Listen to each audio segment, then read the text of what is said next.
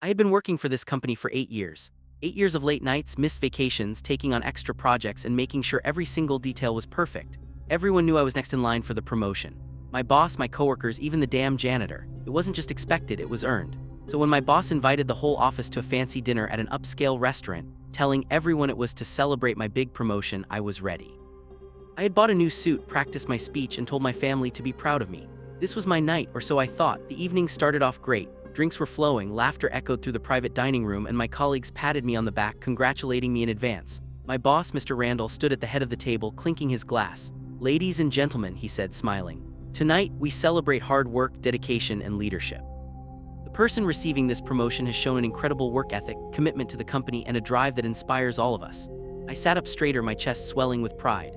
"And so," Randall continued, "I am honored to announce that the new senior manager of our department is Eric." Applause erupted around the table, but I didn't hear it, I didn't even move. Because Eric, the guy who had been with the company for less than a year, the guy who asked me for help every other day, the guy who had never put in a single extra hour of work, my promotion, my moment stolen, and yet I smiled, I clapped along with everyone else, I even raised my glass in a toast. I celebrated with them like I wasn't dying inside, like I wasn't already planning my revenge. Because if they thought I was going to let this go, they had another thing coming. I spent the next week gathering everything I needed. Every mistake Eric had made, every project he had botched that I had cleaned up for him, every moment of incompetence that had been swept under the rug. I collected emails, Slack messages, and forwarded them to my personal account. Then I dug deeper. Turns out Eric wasn't just incompetent, he was unethical. He had been taking credit for other people's work, lying about his experience, and even fudging financial reports.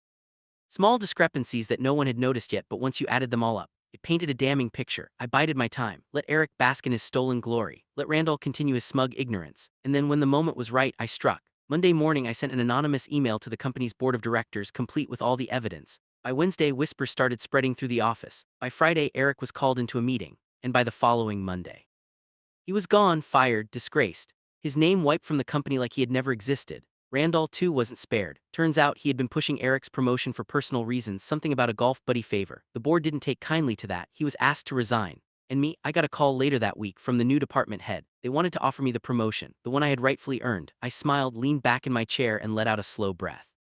"Thanks," I said, "but I think I'll pass."